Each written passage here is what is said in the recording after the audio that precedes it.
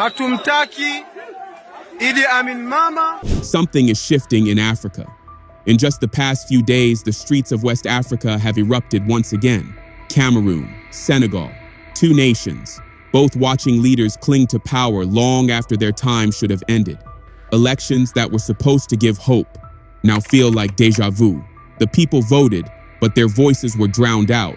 So much for democracy, but here's the twist. This wave of manipulation isn't confined to the West. It's spreading.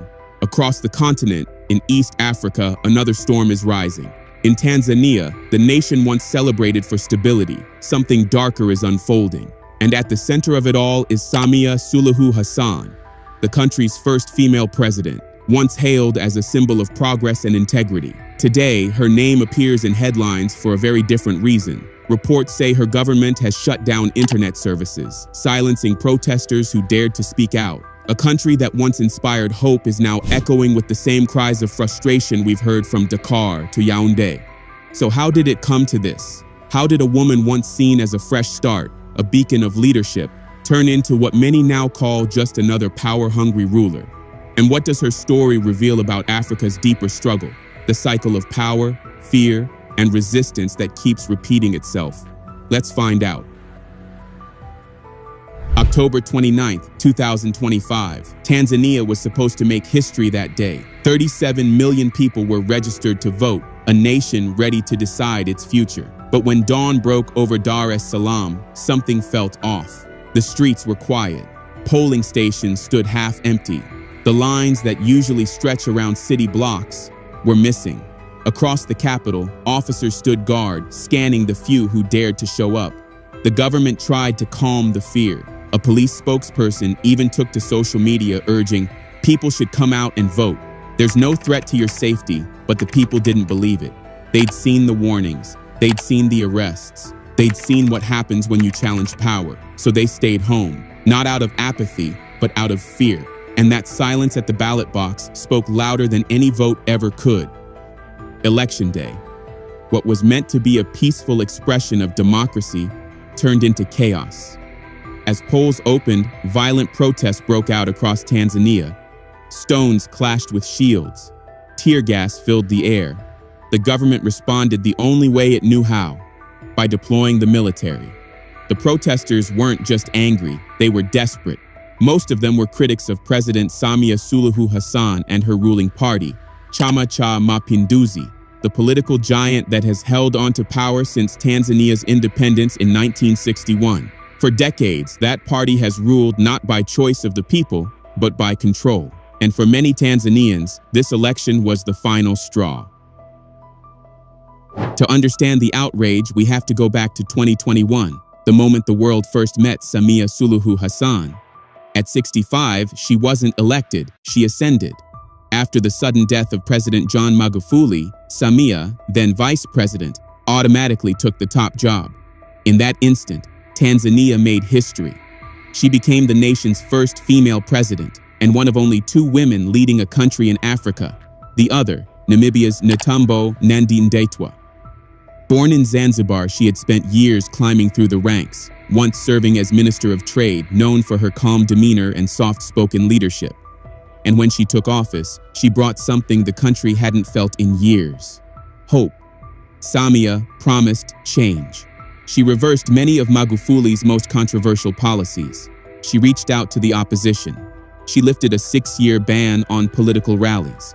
She even allowed Tundu Lissu, the exiled opposition leader, to return home after years in fear. For a moment, it felt like Tanzania was breathing again. Headlines around the world called her the reformer, the peacemaker, the woman who restored democracy. But that was before the mask slipped. But that's not the only thing she did. Under Hassan, Tanzania joined the international COVAX facility, directed by institutions like the World Health Organization, to help distribute vaccines to developing countries, especially in Africa. She focused on completing large-scale Magufuli-era development projects and launched new ones, especially around railway infrastructure and rural electrification. The president's supporters, therefore, praise her record in infrastructure development, improving access to education and improving overall stability of governance in the country. The citizens of Tanzania cannot deny that she has done all this. However, while many hoped Tanzania would become more democratic under her leadership, Hassan's style of governance has become increasingly authoritarian, analysts say, and now more closely resembles that of her predecessor. For example, ahead of the election, a recent report revealed that Hassan's government intensified repressive practices and targeted opposition leaders, civil society activists and groups, journalists and other dissenting voices with forced disappearances, arrests, harassment, and even torture. Interestingly, her government has denied all accusations of human rights violations. But they cannot deny that the key opposition Tundu Lissu of the largest opposition party, Chadema, and Luhaga Mpina of ACT Wazalendo were both barred from contesting in the election. In a trial which is still ongoing, Tundu Lissu was charged with treason and might face the death penalty. He was charged for treason in April after giving a speech which prosecutors said called on the public to rebel and disrupt presidential and legislative elections scheduled for October. Not only was he arrested, his party Chadema was disqualified from contesting in the election after demanding changes to an electoral process that it said favors the ruling party. Beside Lissu, local media reported that 2 Chadema party members attending a rally in support of Lissu on April 24th were also arrested by the Tanzanian police. The deputy chairperson of the party, John Heche, was also detained in May, but he was later released. As for Luhaga Mpina, he was barred from contesting in the elections in August for nominations during the presidential primaries. So when Tanzanians, or at least the few who dared, went to the polls on October 29th, they already knew the outcome. It wasn't really an election, it was a performance. On paper, 17 candidates were running for president. But in reality, there was only one name that mattered: Samia Suluhu Hassan. The rest belonged to minor parties, small voices with no real power, no national structure, and no chance of winning. The path to victory was clear. The system was built to deliver it. Just days before the vote, several opposition parties called for a boycott. They told citizens to stay home, to protest a process that was never meant to be fair. But the president had other plans. Standing firm before the cameras, she issued a warning.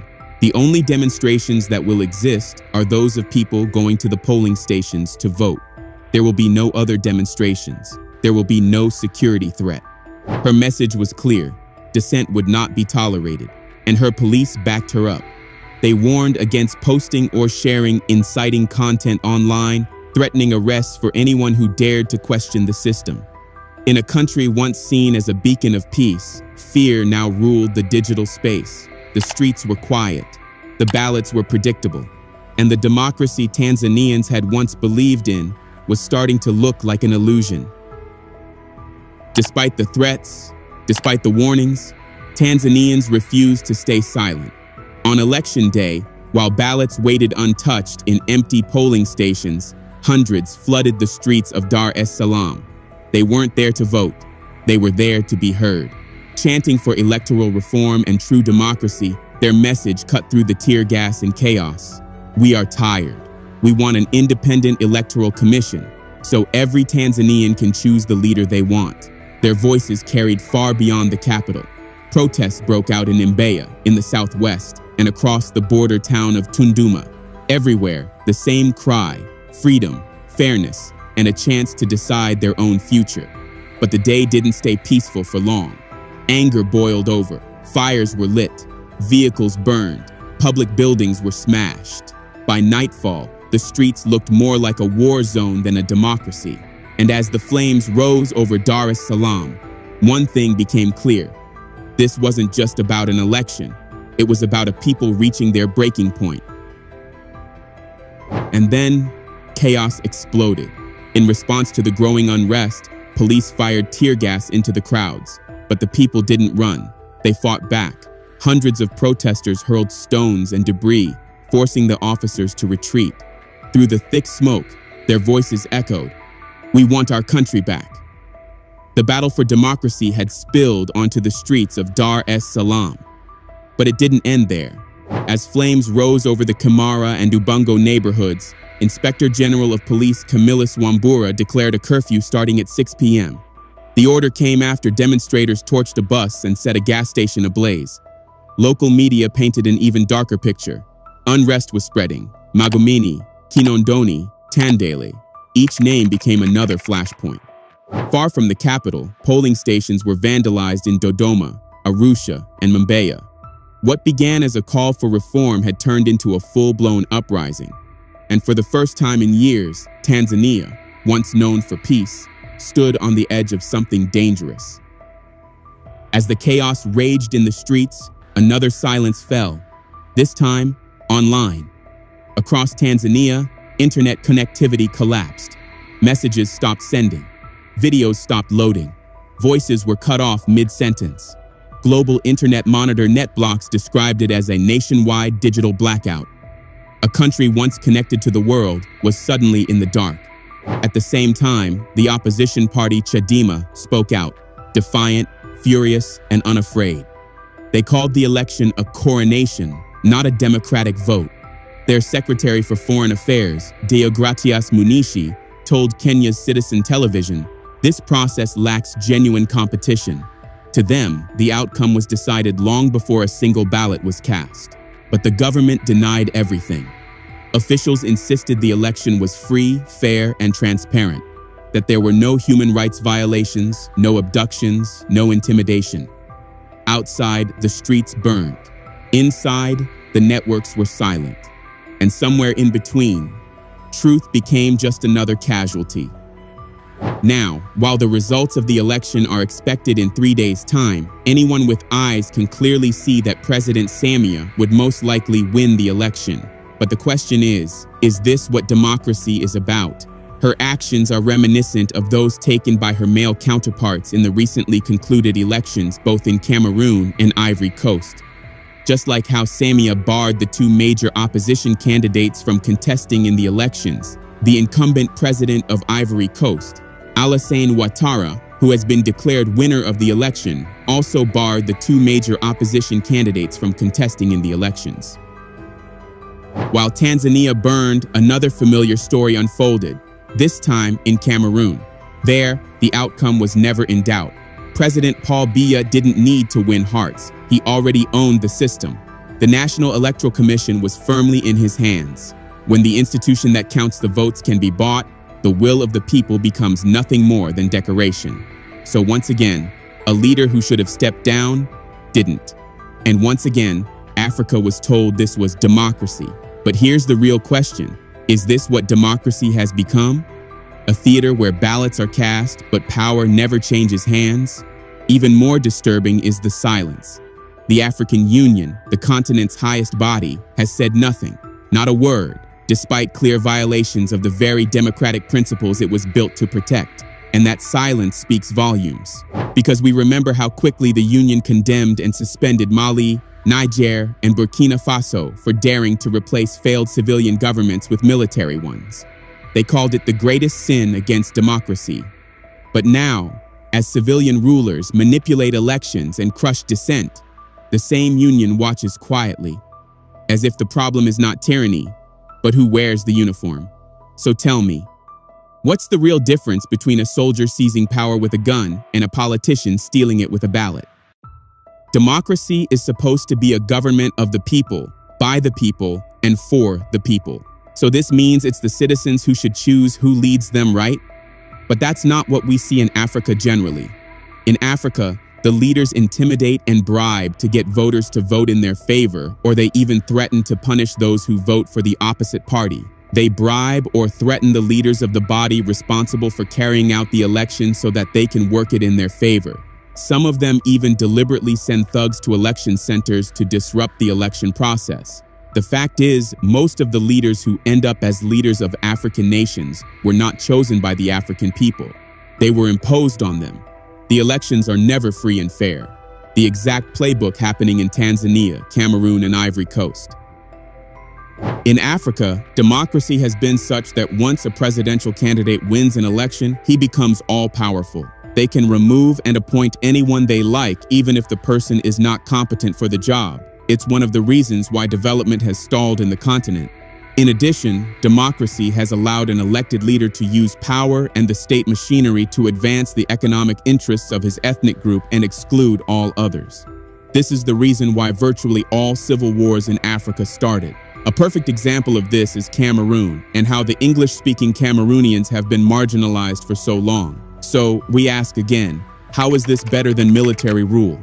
In our opinion, it's worse because it gives an illusion that the people have power when in truth they do not. Now, we are not the only ones who think this. Political activist and the former Deputy National Publicity Secretary of the All Progressives Congress in Nigeria, Timi Frank, said the recent elections held in Tanzania, Cameroon, and Ivory Coast are sham exercises and a disgrace to the African continent. Frank, in a statement on Thursday, said what took place in the three countries were not elections, but selections marred by manipulation, intimidation, and political terrorism. He lamented that rather than allowing the will of the people to prevail, incumbent leaders in Africa have continued to impose themselves through fraudulent means. These elections are a disgrace and shame to Africa. In this 21st century, the continent should be making democratic progress. But what we see instead is the growing culture of rigging, violence, and oppression, Frank said. He urged the international community, including the United Nations, the United States, and the European Union, not to recognize or congratulate the outcomes of such fraudulent elections. According to him, the global community must take decisive steps to rescue democracy in Africa before the continent slides into chaos. If nothing is done, this systematic rigging may soon lead to widespread civil unrest and more coups across the continent. The US and EU should impose targeted sanctions on these leaders and their cronies who have destroyed the democratic process in their countries, he stated. Well, the truth is that the US, the EU, and the international community cannot help Africa to restore democracy. Sanctioning these leaders won't do anything.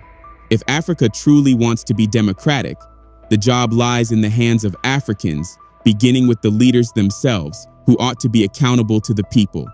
What are your thoughts? Let us know in the comments section below. Don't forget to like this video, drop a comment, and subscribe to our channel.